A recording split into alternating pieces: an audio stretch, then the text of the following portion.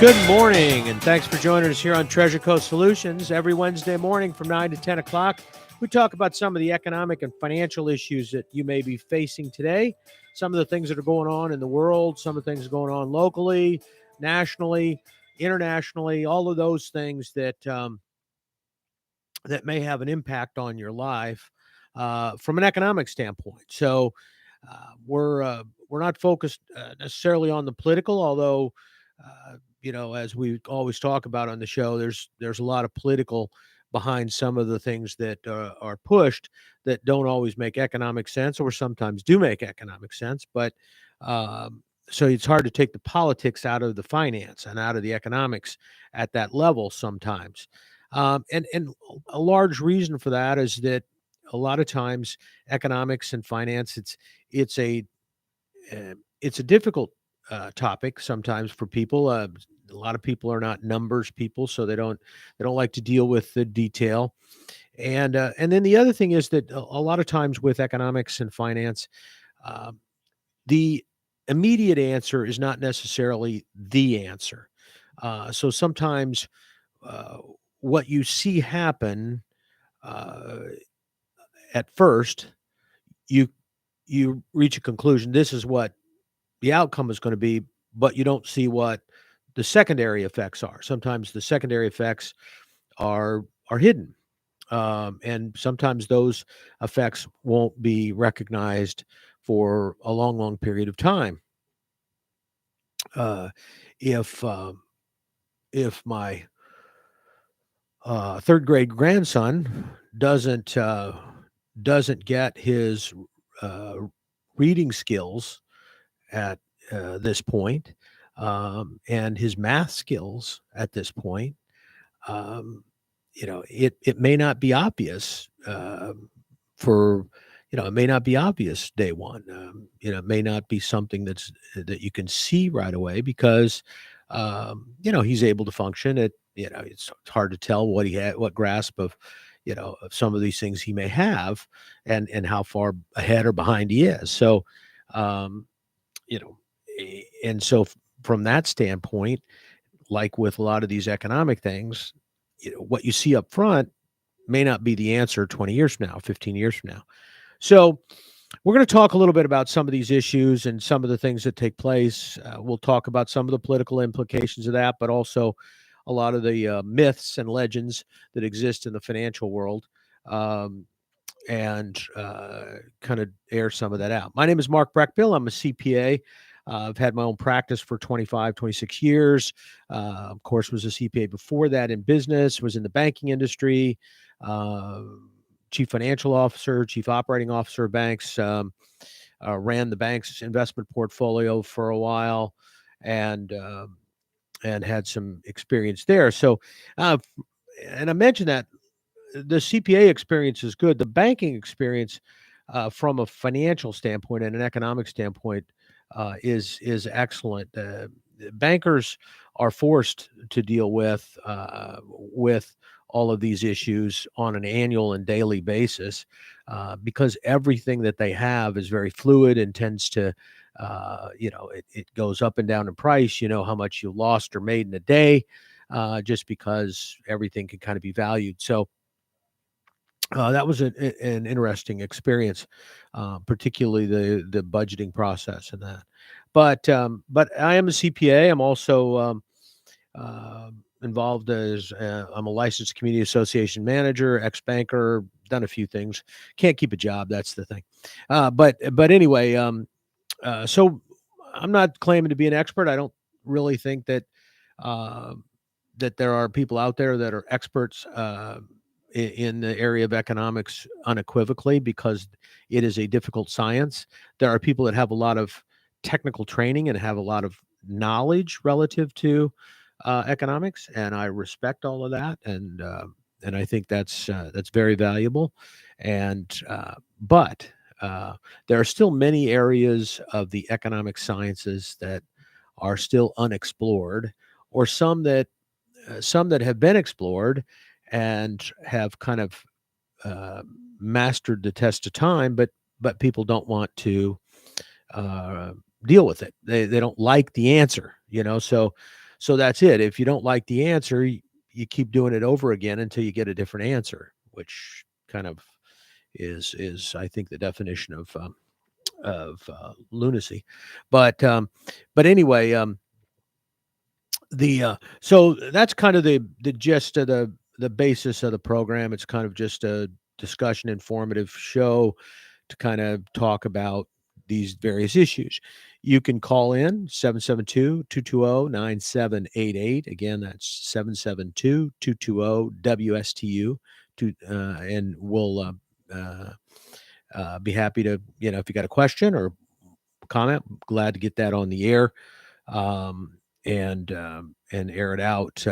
Like I said, welcome the comments. Just somewhat keep it civil, and maybe can give us a little bit of the reasoning behind what what your thoughts are. The last week we were coming out of the holiday, and we were coming out of all of the we had taken off on some of the shows, and now kind of rolling back into it. Last week I talked a little bit, kind of strayed a little bit from the economics aspect of the show, because I was talking a little bit about the COVID experience and some of the things that happened in my world, and some of the issues that I faced, and relative to this new Omicron, and some of those issues. I don't want to get back into that, although I'd be happy to to answer that, but I do want to kind of get into it a little bit, though, from the standpoint of something different that happened there.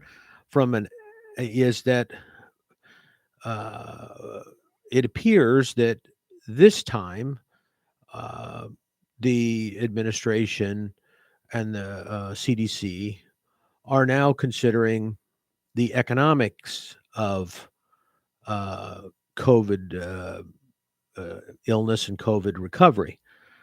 So the question, the first question is the economics um, of a virus a legitimate consideration for government?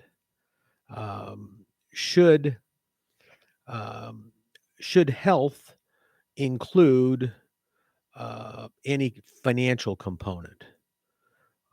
And then also, uh, does that financial component also create a mental health component? Um, do uh, is that something that also should be or should have been considered?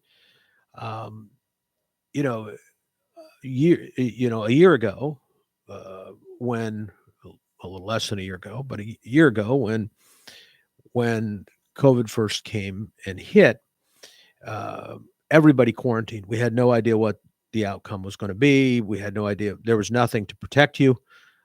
You had to rely on your own immune system to fight it off. If you had a compromised immune system, you might not make it, and there were a lot of people that did make it. Um, but in doing some of that, there were concerns as we exceeded the 2 weeks, and all of a sudden it became 3 weeks and 4 weeks and 2 months. The concern of people not having income, losing their jobs, being stuck home alone with nobody to talk to, no social interaction, people with mental health issues, that those mental health issues got worse, people with drug problems whose drug problems got worse. Uh, should the government consider the financial aspects of that virus when they're determining the course of treatment or the course of action?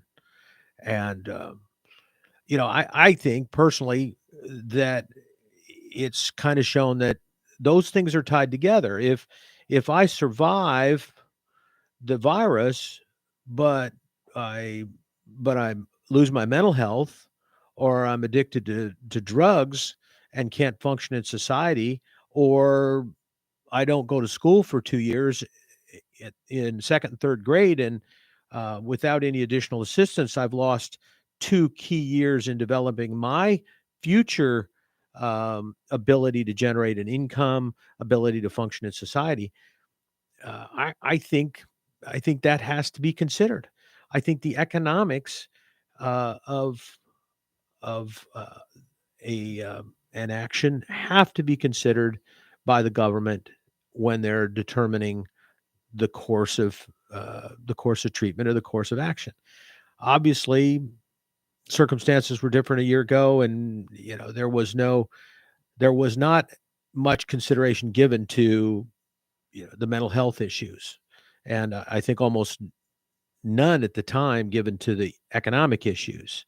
I think one of the things that we've found from this, from an economic standpoint, is that our economy doesn't function without somebody to watch our kids or grandkids.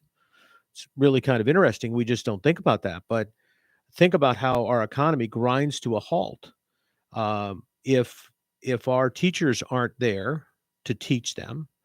Kids lose a lifetime of knowledge potentially, um, and if and sometimes you wonder, should we just start over again with this generation and say, okay, if when this thing started in 2020, you were a second grader, you're still a second grader. We're going to work on your second grade skills. We're not going to assume you have second grade skills. And just because you passed, we're not going to, in other words, should we fail everyone?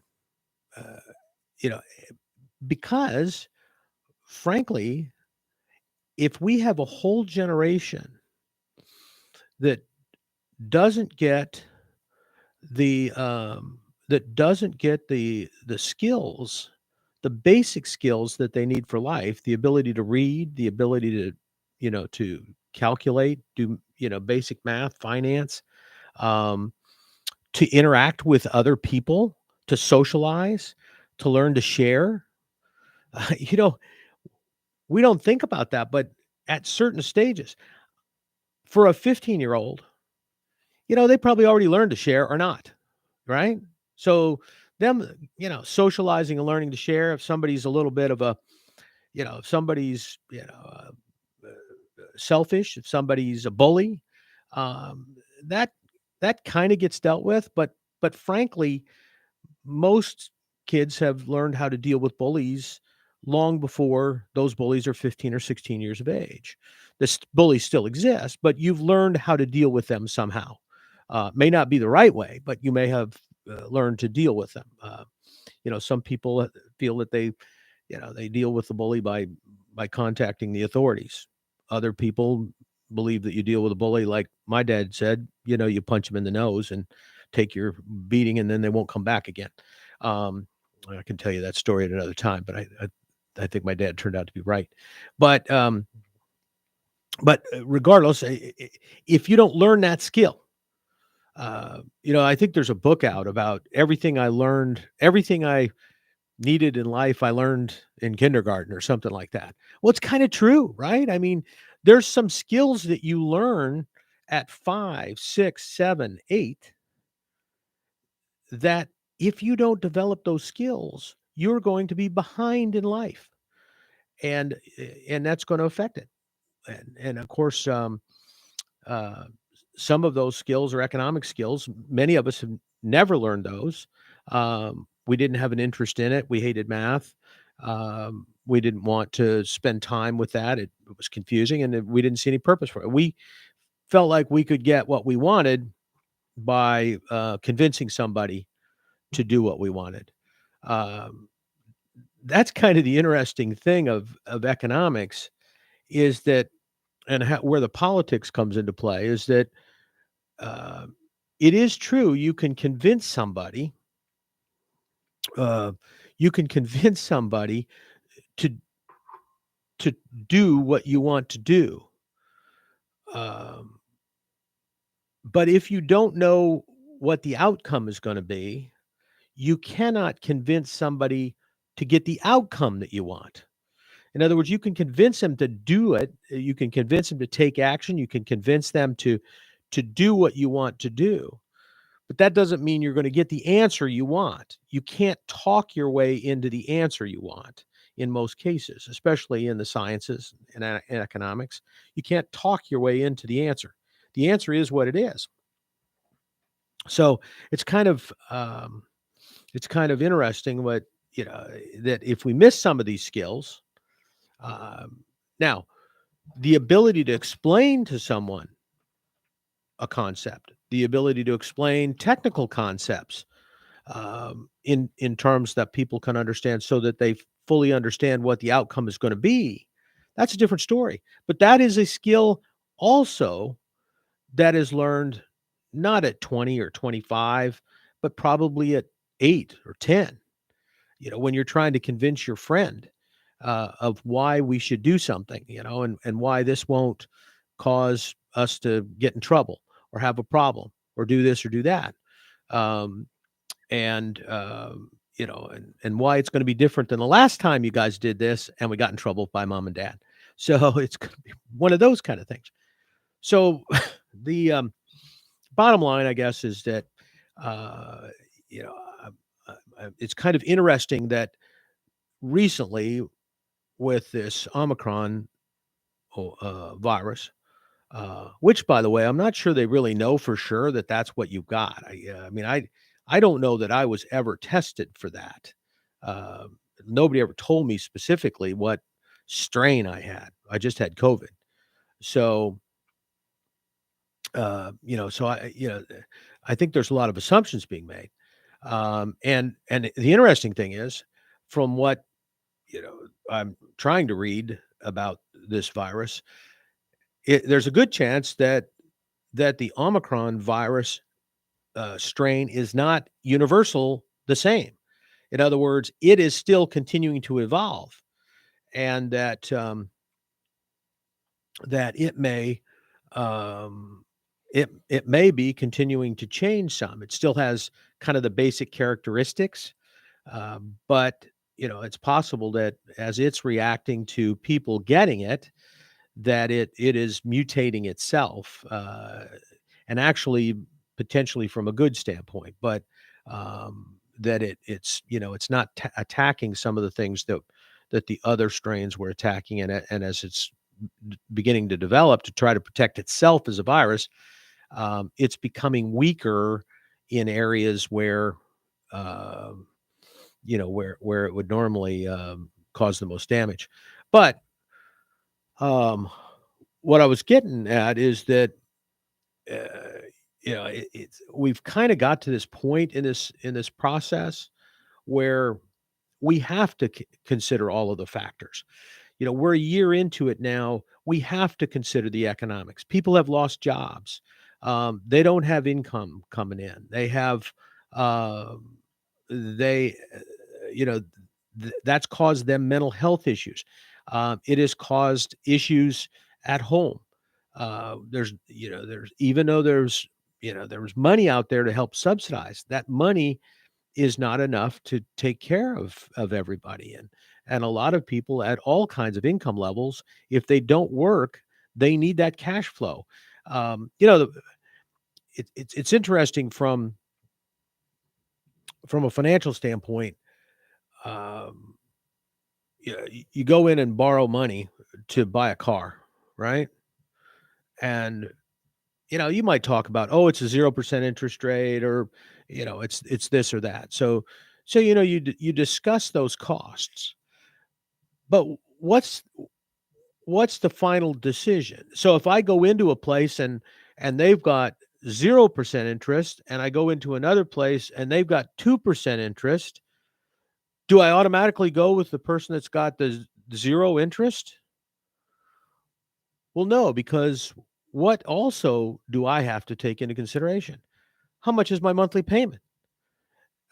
It doesn't make any difference if I'm not paying any interest. If I still can't make the monthly payment, I can't afford the car, right?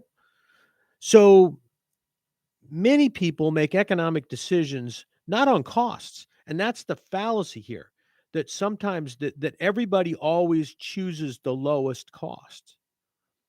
You don't always choose the lowest cost. Sometimes You choose other alternatives because of cash flow, because of the other things that you have in affecting you. So most people, and car's a good example. Most people are not going to, they don't buy cars solely based on what kind of interest rate they can get. Um, they look at all the factors. And most of it's cash flow. Can I afford this monthly payment? And so we have to make that decision. Well, a lot of people, frankly, live beyond their means, and many people were already starting to live even further beyond their means before the coronavirus hit. Uh, they had incurred debt um, because they were starting to experience income, and they were starting to experience some disposable income, some income after taxes. By the way, income doesn't mean anything until you look to see what you get after taxes. And then finally, after taxes doesn't mean anything until you look to see what you actually get of that in cash. And we've talked about this a number of times, but there is a big difference between cash and income. Most people that have a 9 to 5 job uh, or even an 8 to 6 job, they don't realize there's a difference between cash and income because every Friday or twice a month or whatever, they get a paycheck, and that paycheck is drawn on a bank, and they can take it to their bank and immediately get cash for their net pay. Um, you know, they can get that cash. They don't have to wait for that cash. But many small business owners who, for tax purposes, are considered to be wealthy do not get cash equal to their income. This month, I might make, I'm assuming an entrepreneurial person, a self-employed person, might make $100,000. And they're going to have to pay tax on that $100,000. But they couldn't take that 100,000 out of their business. They had to leave it in there because they had to finance their business. They had to pay for their employees. You know, you don't hire an employee and then immediately sell a product. You hire an employee, you make the product, and you sell the product. There's a period of time. Most employees expect to be paid for the period of time they're working. So when somebody comes to work for you and you say, okay, we make widgets, takes about 90 days to make a widget, and then it takes another 30 days to sell it. So we got about 120 days. So we're going to pay you $25 an hour, but we're not going to give you any money until 120 days from now, and we've gotten cash for the widget that you're going to construct. Most people don't take that job. There are some out there that do because of the flexibility, because of some other things. But most people say, no, if I'm working, I don't want to wait. I want to be paid. And in most jobs, frankly, they do get paid, right? You get a paycheck. And you know what? When you get your paycheck at the end of the week, your employer doesn't ask you, how many widgets did you sell this week? Sorry. You're 3 widgets short. I'm going to cut your cash a little bit until we get those other 3 widgets sold. They don't do that. And so most people think of income as cash. Hey, I made $10,000 this week. Now, what the mistake that they make is sometimes they make more money than they actually get in cash. They do understand the concept of withholding for their taxes and maybe Social Security. Maybe they understand that some money is going into a retirement account, or maybe they understand that some money is um, going into savings. But now that money is theirs because they could choose not to put it into savings, get it back. But the money that's being withheld for taxes, for federal taxes, and for Social Security, they can't do anything about that. So most people that get a paycheck think of their net pay as their income, not their gross pay. Yet they're paying tax on the gross pay. But for most people, that's not that much of difference. Taxes are high. So, if you're in a 15-20% bracket, you got Social Security taxes at 7.65. Yeah, maybe there's 25 or 30% of it. But most people are not used to losing 100% of it. In other words, the example I gave, self-employed person makes $100,000 this month, has no cash whatsoever because they had to use that cash to put back into the business. Um, and so, uh, you know, one of the issues that we actually would have right now, and potentially will have, is that there is not a lot of capital in the system right now. What I mean by that is that every business owner, small business owner in particular, but can also include large businesses, but most uh, most small business owners have to have to keep a certain amount of working capital in the company.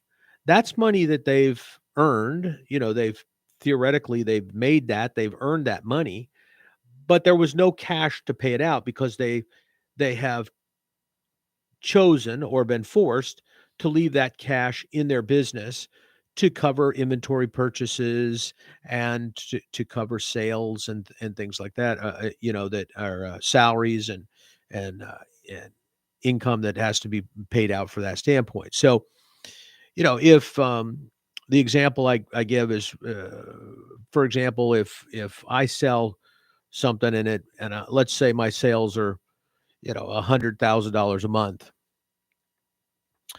If it takes me uh, 2.5 months to collect those sales, um, then I've got $250,000 of money that ultimately is owed to me that I'm not getting paid. And so uh, but I had to spend that money because to get to the point that I could sell that product, I had to pay payroll, I had to buy inventory, I've had to buy new inventory. So I have an investment, whether I like it or not, I have an investment in my business that I can't get out. I can't pull it out and go out and buy a house or car or something like that because I need that money to cover those expenses. I may be able to go out and borrow that money, but it's not likely. Most of the time, you can't borrow that kind of working capital. So I leave it in. The older my business is, the longer I've been in business, and the bigger my business is, um, the bigger that number is that I have to leave in. I use the example of $100,000 in sales a month. What if I'm doing $1 million in sales a month? Now all of a sudden I have $2.5 million. So so and what happens here is a lot of times a lot of the business owners don't always realize they have that investment, um, and that investment gets larger as the more rapidly you grow or the bigger you get. Um, and the faster you go, the more that you have to leave that money back in. So when the economy is growing and business is growing, your costs are actually greater from a cash flow standpoint because you have to fund more and more receivables, and you probably don't have as much capital in your business to do that. You haven't been functioning at this level. You haven't been earning at this level for that period of time. In 2007, when the market collapsed, and it's funny because you can ask people and ask them when that was, and you'll get everything from 2006 to 2009, and a lot of that depends on what kind of business you were in and where you were at in your cycle. Um, for example, if you were a home builder, uh, it was 2006 because that market crashed pretty quickly in terms of nobody wanting to nobody wanting to build or buy anything at that point. So that market stopped pretty rapidly.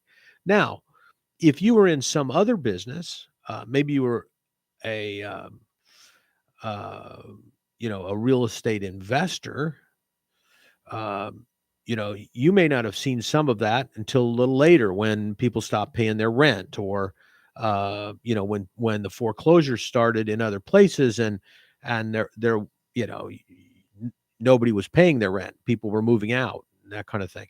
So it was kind of funny, but what was really a problem is some of the oldest and most established businesses were in a situation that they had millions of dollars worth of built up capital.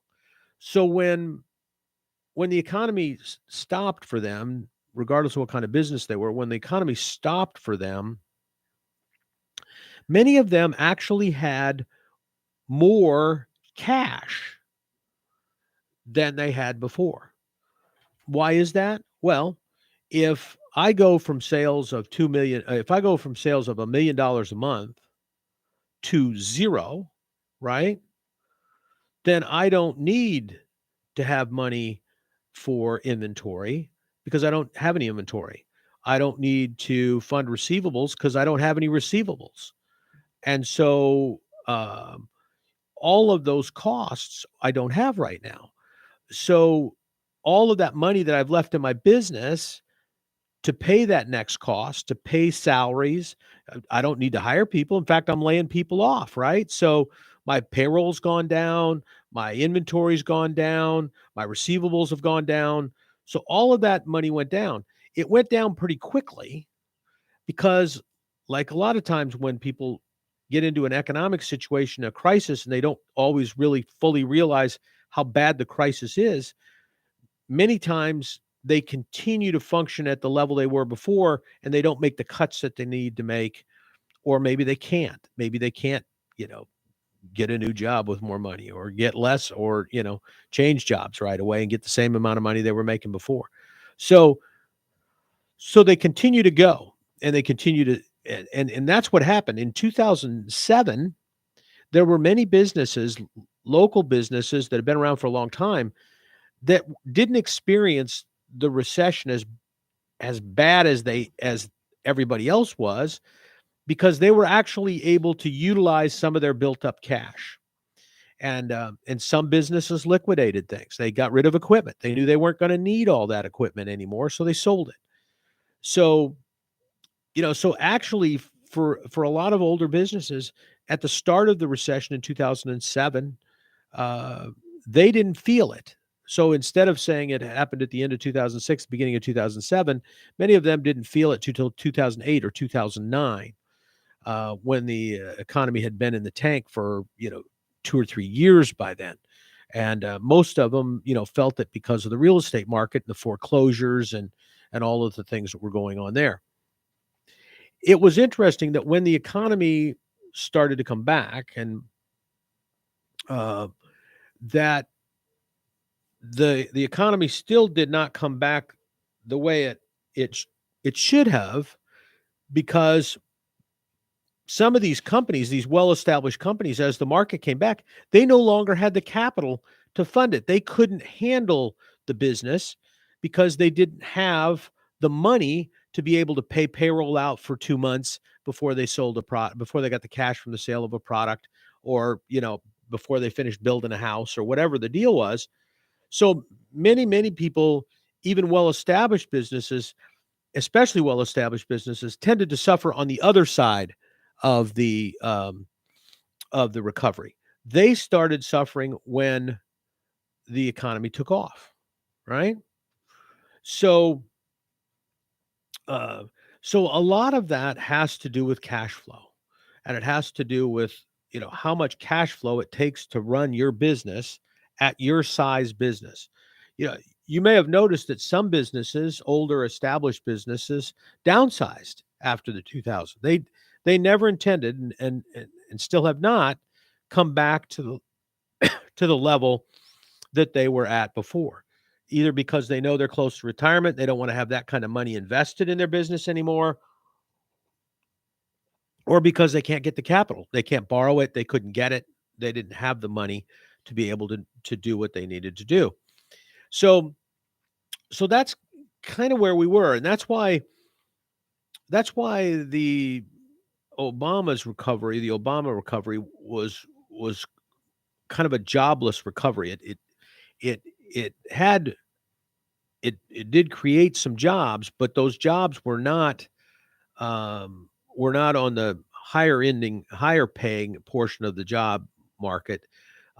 They tended to be more at the service level, because a lot of those high end jobs, the construction superintendent jobs, um, the manager jobs, the middle manager jobs, they weren't recreated. They were gone. They flushed out of the economy. The job itself was replaced, but it might have been replaced with somebody working in the service industry, and they probably weren't making that kind of money, or if they were, it was not on the table. It was money that was being made, through tips or other things that, weren't getting reported.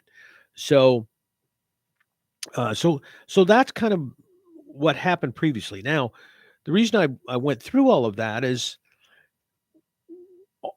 where we're at now, in effect, is a continuation of that whole process. Um, 2007, 2008, 2009 was the bottom uh, of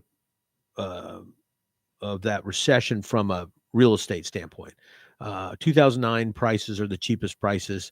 In fact, I think that 2009 prices were back to, I don't know, 2003 or 2002 prices or something like that, or before that. So 2009 was when the market hit the bottom, and the economy was probably, as a result of that, particularly in Florida, the economy was really in the tank. Um, we started slowly climbing out of that. 2010, 2011, 2012. There was some steady recovery, but not the huge recovery, because frankly there wasn't the capital in the market. People still had not earned back their capital from the last time, and many of them had no intention of reinvesting it at that level. They realized that their life savings got eaten up in a period of a couple of years. They had no intention of getting that big and putting that much money back in again. Also, the source of capital for most small business owners is their home, and home prices still had not come back. So until home prices came back to the point that there were equity in the homes for many people, um, they could not they couldn't get to that equity to be able to put it into their business to grow their business. And if you remember, at that point in time, the banks were struggling, so there wasn't a lot of money that was out there in the economy to fund growth. It just wasn't there. And the internal capital that had to be generated to fund growth wasn't there either. It just wasn't, the economy wasn't growing fast enough to generate that internal capital. Um, and the margins were still small and all those kind of things, so people weren't generating that. So that's kind of where we went for a number of years, and then all of a sudden in 2018, now we're talking 9 years later, everybody started to get more comfortable. And the real estate market rebounded. Interest rates have been down historically low, and and and keep in mind, do you buy a house because of the interest rate, or is it the payment that makes a difference for you? So if I say to you, here's this house, the interest rate's 2.5%. Here's this house over here, the interest rate's 3%. Are you going to automatically take the house that's 2.5%? Well, maybe not. What if the house that's 2.5% costs $1 million, and the house that's 3% costs $400,000? and your budget is such that you can afford the $400,000 house at 3%, but you can't afford the $1 million house at 2.5% or 2%, right? Everybody looks at that because that determines what you can afford. And I'm going to come back to that in a second, but that's important because it's not the interest rate. It's the combination of the interest rate and the price of the house that's going to determine the cost of a home. And of course, that affects the cost of rent and the cost of other things, even if you don't own a home. So, so here we are. We climbed out of this thing. We got into 2018, still struggling. The real estate market still had not taken off yet. In 2017, 2018, it still was having difficulty. And then all of a sudden, we start getting to this point where people are feeling pretty good. There's cash back in the system. Banks are loaning money. Interest rates are low for mortgages. Prices are low for houses. And all of a sudden, people are starting to feel good and the economy is starting to pick back up. And then we get hit by COVID. And if you look at the numbers were tremendous at the end of 2019. 2018, they were better. Because of the tax cuts, people had more money in their pocket. So, we ended up with that recovery, really starting to boil over in 2018, 2019. And then COVID hits and, we've collapsed. Now, the question is, where are we at now and why? And what's interesting about that is that we there shouldn't be any capital in the system right now. So businesses should be struggling. Um, but there is a lot of capital in in the economy right now. There's a lot of money in there from the COVID loans, the EIDLs, the PPPs. So what we have is actually more capital in the system than there is need for that capital. And uh, so businesses' costs are down when it comes to cash flow, even though their actual costs are up because they have excess cash flow right now. But that cash flow is probably not being spent effectively. It's not being spent to build up infrastructure of the business, not infrastructure of the economy, but infrastructure of the business. That money is generally not being, a lot of that money is being pumped out of the business, even though it's not supposed to be, and is being utilized, to kind of bolster um, the income of the owner. It's kind of bypassing the system. So instead of under the old system where, you know, the owner was last to get paid, as a result of all of the money that's in the system from the SBA and from the government, uh, many owners are being, kind of having cash to be first to paid. They have actual money that they can pull out of their business, um, and many of them are. They're pulling it out as salaries or whatever else, but they're pulling it out not in relation to what they're earning in their business, but in relation to, in relation to what they need and want personally, because many of them have fought this battle, and you hear people say that people are COVID tired. They've fought this battle, they're COVID tired. Well, I'll tell you what, it's not COVID tired. We're talking about recession tired. We've been in this thing since 2007. You're talking about 14 years that businesses have struggled, the economy has struggled. Um, yeah, the stock market did fantastic. The stock market has nothing to do with business. Publicly traded companies have nothing to do with job creation and business.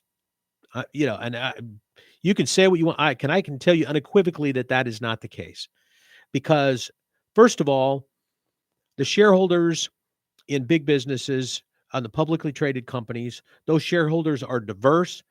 There's many of them. Most of the time, there's not a big enough group or block that can control the company. And if it can, it's going to control the company for what it wants, not what's necessarily best for the company. The CEO that runs the company cares about their income and their bonus. They do not care what the investors get. Frankly, they could care less if the investors ever made a dime, as long as the investors don't throw them out. So if all the investors said, we don't care if we make a dime, just go ahead and, just go do what you want to do, they wouldn't care. They would maximize, because they're economic animals, they would maximize the return to them. The, the CEO cares about their return first, then the return of their business. The only reason they care about the return of the business is it affects their ability to get an income. So when they get let go and get a $125 million bonus, or as we just saw recently, $125 million bonus clawed back. In other words, the company took it back.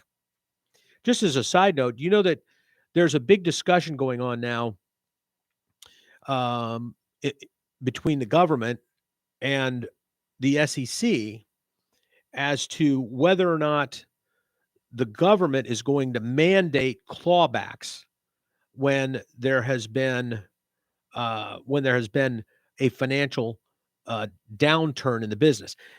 They're throwing out the term fraud, but that fraud is being defined very, very loosely. It doesn't necessarily mean, that that CEO stole money. It means that maybe earnings were reported incorrectly because, something was not, was not handled correctly from an accounting standpoint. But the bottom line is, they're looking at clawbacks, taking that money back from these executives. You think, well, that might be good, but I tell you, it's going to affect the way that business runs. But anyway, so we're not just COVID tired. We're recession tired. We're great recession tired because we're still into that. So right now we have an awful lot of money in the system that's being used inefficiently. It's not creating jobs at levels that are significant. It is creating income to owners, but it is not creating the business infrastructure that's necessary to move on and make money in the economy, to make real money. But what's happening instead is that is being diverted and utilized ineffectively, and we're going to have problems. Throw inflation on that, and now we're talking about a significant cost to rebuild. So we're gonna talk about this a little more and the inflation's effect on that next week, right here, 9:00. WSTU, be here, be there, be square. Oh, right, be here on WSTU Digital 1450 or Martin County's Heritage Station.